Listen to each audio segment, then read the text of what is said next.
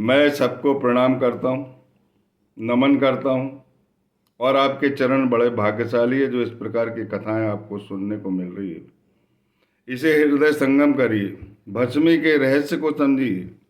शंकर जी ने ये भस्मी अपने शरीर पर क्यों लगाई है, क्यों धारण किया है उन्होंने?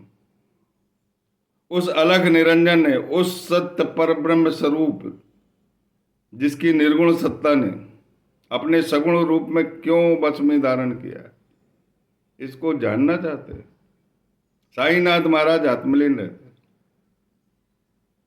और अपने निसीम भक्तों को बुलाते हैं और द्वारका माई की सीढ़ी के बारे में बताते हैं कि ये 3 सीढ़ियां हैं, ये त्रिदेवों की सीढ़ियां हैं, ये ब्रह्मा विष्णु महेश की धड़कन।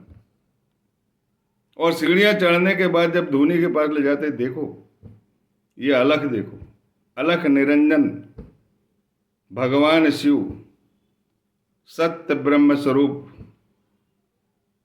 जिनके द्वारा ये धूनी जलाई गई। मैं कौन होता हूं ये धूनी जलाने वाला? मैं तो एक फकीर आदमी।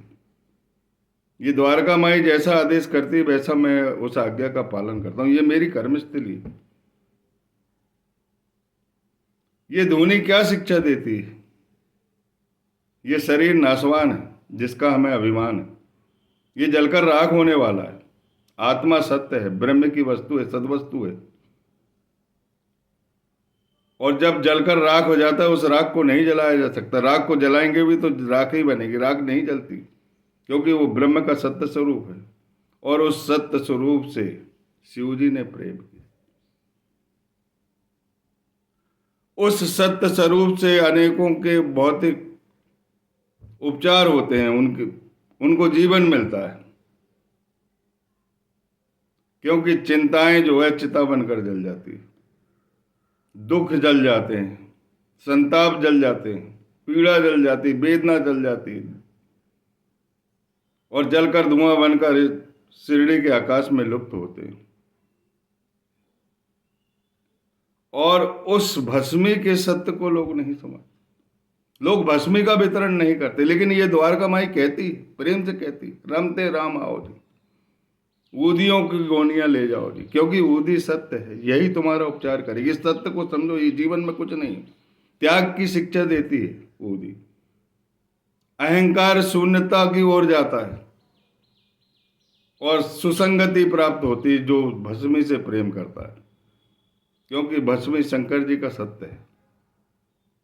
सत्य ब्रह्म स्वरूप ने इस भस्मी को धारण किया, अपने भक्तों के कारण उसको गले लगाया है। लोग इस भस्मी का वितरण नहीं करते, जो जीवन देती है, जो भौतिक उपचार करती है, जो बीमारियों को दूर करती है। ये द्वारका माई अपने बच्चों को पुकार पुकार कर कहती है, ऊदियों की गोनियां ले जाओ जी, रमते राम आओ जी, ले जाओ जी। मालेगांव की कथा सुनाते, डॉक्टरों की कथा सुनाते साईनाथ महाराज। हेमांत पंत बड़े ध्यानपूर्वक सुनते, उनका हृदय द्रवित हो जाता है और वो द्रवित हृदय से उनकी अश्रुधारा बहती है। अपने आंसुओं से, अपने आंसुओं को स्याही बनाकर वो लिखते हैं इस संस्मरण को बड़े प्रेम से, ऊदी के महत्व को बताते हैं। अध्याय 33 में ऊदी के महत्व का एक भाग आपने जान लिया, सार कथाएं जान ली। अब अध्याय 34 चल रहा है, इसमें चिकित्सकों की कथा है। चिकित्सकों ने ऊदी के सत्य को जाना है और पहचाना है। वो कहते थे कि मालेगांव में एक बालक जिसे तपेदिक रोग हो गया, असाध्य रोग हो गया। एक असाध्य रोग की किस्सा आपने पहले भी सुने, नारायण गांव भीमाजी पाटिल क्षय रोग से पीड़ित था, जानलेवा बीमारी थी, उस समय कोई इलाज नहीं होता। लेकिन शुभ दिन आए, साईनाथ महाराज के चरणों पे गिरे, द्वारका माई में गिर गए और बचाओ बचाओ करके चिल्लाने लगे, आर्तनाद हुई। साईनाथ महाराज को दया आई है द्वारका माई, यहाँ चिंता और व्यथा समाप्त होती है, इनकी चिताएं जलती, ये धूनी इसीलिए जल रही है, ये चक्की इसीलिए है, ये पाप और दुर्भाग्य को पीसा जाता है, बुराइयों को पीसा जाता है, भक्तों को सुसंगति में लाया जाता है, गुरु का महत्व बताती है। और ये चिलम शंकर जी ने क्यों धारण किए कि वो अपने भक्तों के दुखों को अपने कलेजे में उतारते और धुआं बनाकर आकाश में छोड़ते, वो आकाश में लुप्त होता है। ये शिरडी का आकाश बड़ा पवित्र है। भाग्यशाली लोग ही वहां पहुंचते हैं, दूसरा कोई नहीं पहुंच सकता। वह लड़का बीमार हो जाता है, उसका चाचा जो है बड़ा डॉक्टर रहता है और उनकी मित्र मंडली भी रहती, सबने मिलकर इलाज किया, उसकी शल्य चिकित्सा की, लेकिन ठीक नहीं हो पाया। घर वाले माता पिता बड़े दुखित हो जाते, व्यथित हो जाते, रोने लगते, अश्रुधारा प्रवाहित होती। हे भगवान, क्या करें, कहाँ ले जाएं, मेरा एक ही पुत्र। किसी ने बताया कि शिरडी ले जाओ, वो प्रेम दृष्टि से अपने बच्चे को ठीक कर देते। वहां गए और बच्चे को चरणों पे डाल दिया और रोने गाने लगे, आर्तनाद करने लगे, मेरा एक ही पुत्र, बचाओ, मेरे कुल का दीपक। और बड़ी आशा से हम आए हैं, लोगों ने हमें बताया है यहाँ प्राणों का हरण नहीं होता, बल्कि प्राण फूके जाते हैं। यदि अकाल मृत्यु भी रहती है तो यहाँ का विधान पलट जाता है, अकाल मृत्यु यहाँ टलती है। यहाँ शंकर जी का वास है, ये द्वारका माई लालन पालन करती है, बड़ा प्रेम है, ये मायका है। वो कहते हैं इतने व्यथित ना हो, इतना दुखी मत हो, अगर तुम्हारा ऐसा विश्वास है तो इसका रोग निर्मूल हो जाएगा। भीमा जी पाटिल का रोग निर्मूल किए थे, पिछले अध्याय में देखे आपने। 2 स्वप्न दिए थे उन्होंने। एक स्वप्न में शिक्षक बनकर बेतों से पिटाई की, उनके दुर्भाग्य और पाप ताप सब पूर्व जन्म के नष्ट कर दिए, पीट पीट के उनको पीड़ा हुई उनको स्वप्न में। और दूसरे स्वप्न में पेट में हाथ डाल दिए और छाती पे हाथ घुमाते रहे पत्थर के गोले की तरह। उनका टीबी का रोग दूर हो गया, जबकि टीबी उस समय प्राणलेवा थी। और ये 34वें अध्याय में ओदी के महत्व में ये कथा आई, जरा ध्यान पूर्वक सुनो। ओदी के महत्व, शंकर जी की ओदी जिन्होंने शरीर पर लपेटा, जो ओदी से प्यार करेगा उसे जीवन दान मिलेगा।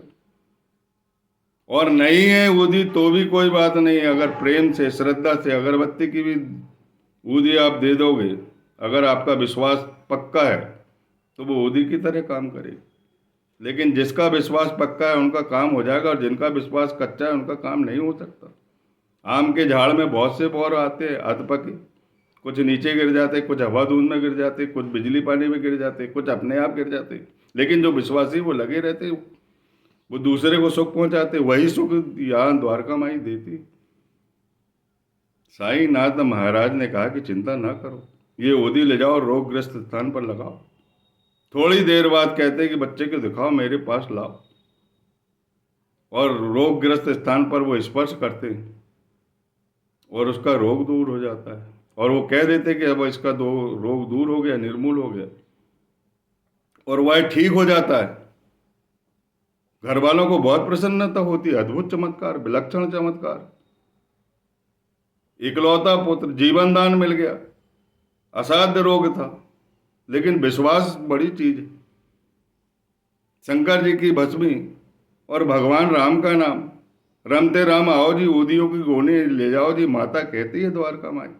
वहां का फकीर दयालु, वहां के शंकर जी बड़े दयालु है। और साईनाथ महाराज स्वयं शंकर का रूप है, जो जिस भाव में जाता है वही रूप धारण कर लेते। उनकी करुणा अगाध है, अद्भुत लीला है। मेघा की कथा पढ़े हो गया, हरियाली तीज के दिन मेघा की कथा पढ़ लेना। तीज का व्रत जो स्त्री रखती है उस दिन मेघा की कथा पढ़ना। और व्रत में आपको बिल्कुल निराहार नहीं रहना है। माता को दुख होता है, ईश्वर माता है। और ये फालतू के जो लिखे रहते हैं, ये खाने से बिल्ली बन जाएंगे, इस खाने से दूध पीने से ये हो जाएगा, वो हो जाएगा, ये हमका ढेका छोड़ो, ये अंधविश्वास है। भगवान प्रेम के भूखे रहते, विश्वास के भूखे रहते, श्रद्धा के भूखे रहते, दीर्घ काल तक आपकी परीक्षा लेते हो। मेघा की कथा सुनना, प्रेम पूर्वक व्रत रखना, भूखे प्राणियों को खिलाना, आपका कल्याण हो जाएगा, आपके तीज का व्रत सफल हो जाएगा। रखो, और चारों पैर भगवान शंकर का ध्यान करना। शिरडी में शंकर ही बैठे हैं। शिरडी का जो द्वार है उसे अपने मायका समझो, और हमेशा कहा करो, शिरडी की द्वारका माई मेरा मायका है, और वहाँ का फकीर मेरा माए बाप है। इतना सा तो मंत्र है।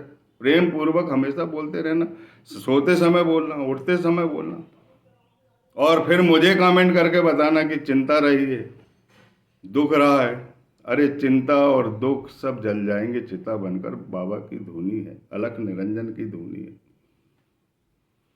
वह लड़का स्वस्थ होकर अपने घर चला जाता है। डॉक्टर को बड़ा चमत्कार लगता है जिसकी शल्य चिकित्सा हुई।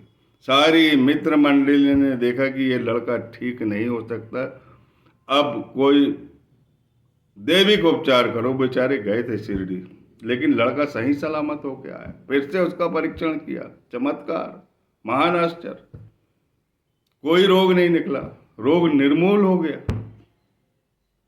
डॉक्टर को बड़ा प्रेम हुआ कि शिरडी का फकीर बड़ा दयालु, साईं बाबा के पास जाना चाहिए। उनके मन में भाव आ गया, उनका हृदय द्रवित हुआ। लेकिन मालेगांव से मनमाड़ के बीच जब बुरियाल यात्रा कर रहे थे तो लोगों ने कान भर दी कि वो तो मुसलमान है, मुसलमान जैसी पोशाक पहनता है, कहाँ वहां जा रहा है। अंधविश्वास में लगे, तुम पढ़े लिखे आदमी। उनने जाना स्थगित कर दिया। बंबई में निद्रा ले रहे थे और सोच रहे थे कि अपन छुट्टी जो है अलीबाग में बिताएंगे। साईनाथ महाराज ने उन्हें आड़े हाथ लिया। स्वप्न में जाकर बोला उनसे, क्या तुम्हें विश्वास नहीं? दूसरे दिन भी बोला, क्या तुम्हें अब भी विश्वास नहीं? तीसरे दिन भी बोला कि तुम्हारे संदेह निर्मूल नहीं हुए। माथे पे चंदन लगा हुआ था, तब समझ गए वो कि ये शिरडी के साईनाथ ही है। चिंतन और मनन के द्वारा उन्हें जानकारी लग गई। और साईनाथ महाराज की जिस पे करुणा हो जाती है तो उसे ख्याल आ ही जाता है। उन्होंने शिरडी बुला लिया, वहां जाके कृत हुए, उनकी अश्रुधारा बही। और उनसे भी साईनाथ महाराज ने कहा, रमते राम राव जी, ऊदियों की गोनियां ले जाओ। उन्हें ऊदी दिया, आशीर्वाद दिया, उनकी पदोन्नति हो गई और उनकी बरकत बढ़ गई, उनकी चिकित्सा प्रसिद्ध हो गई। और आज भी उनके घर में चिकित्सकों का तांता लगा हुआ है। ऐसी साईनाथ महाराज की कृपा है।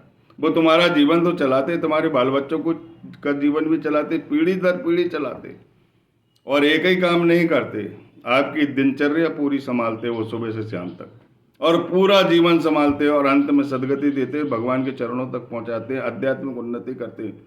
जो ऊदी का ज्ञान दे रहा है, आजकल तो कुछ और ही पाठशाला है जहां ऊदी के महत्व को बताया नहीं जाता। ऊदी क्या चीज है? ऊदी वास्तविक सत्य है, सब कुछ नष्ट होने वाला। भस्मी भगवान शंकर ने धारण किया, कोई भस्मी धारण करके शिव कथाएं नहीं करता। उसे लोग अंधविश्वास नहीं करेंगे क्योंकि अज्ञानी लोगों से भरा हुआ है। मुझे बड़ा दुख होता है, जो जैसा बोलता है ये भक्तगण चले जाते। हे भगवान शंकर, इन्हें सद्बुद्धि दो। मैं इनको प्रणाम करता हूँ। ये द्वारका माई के द्वार पर जाएं और शंकर जी के सत्य को समझें, धूनी के महत्व को समझें, आपकी चिलम को के बारे में जाने कि वो दुख को ग्रहण करने के लिए चिलम धारण किए। सारे दुख को अपने कलेजे में उतार कर दूर गगन में छोड़ते हैं और धुआं बनकर लुप्त होते। आपका चिमटा जो है कष्टों को दूर करता है, आपका सटका जो है कष्टों को दूर करता है। आपके चरण में जो लीन हो गया है उसे ब्रह्मपद की प्राप्ति होती है, वो सत्य स्वरूप को जान जाता है। जो आपकी चक्की को जानता है वो इस संसार में पिसने से बच जाता है। बोलिए सच्चिदानंद सदगुरु साईनाथ महाराज की जय। आपने अभी एक डॉक्टर की कथा सुनी, अब अगले डॉक्टर की कथा सुनो जिनको ऊदी पर विश्वास हो गया। मैं बहुत से चिकित्सकों के यहाँ जाके देखता हूँ, बड़े चिकित्सक के यहाँ जहाँ साईनाथ महाराज की फोटो पहले लगी रहती, मेरा अंतःकरण द्रवित हो जाता है। वो ऐसे विश्वासी डॉक्टर हैं जो अपने सदगुरु पर विश्वास करते हो और वो कहते हैं कि हे प्रभु, मैं इलाज कर रहा हूँ, भक्तों का कल्याण करना। जो भी मेरे क्लाइंट आए हैं यहाँ पर, उनका इलाज तुम ही करते हो, मैं कुछ भी नहीं हूँ। उनके यहाँ की चिकित्सालय देखो कैसी चल रही है। तेंदुलकर परिवार बड़े बड़े डॉक्टर बन रहे मुंबई में, मालेगांव के डॉक्टर बड़े बड़े डॉक्टर बन रहे। उनकी मित्र मंडली इधर गई, बेबी शिरडी गए इस कथा को सुनने के बाद, कृतार्थ हुए, वहां भी ऊदी मिली, उनका ये भी साथ चमत्कार हुआ। ऊदी के महत्व को समझो, सत्य को जानो, शंकर जी की ऊदी। बोलिए सच्चिदानंद सदगुरु साईनाथ महाराज की जय।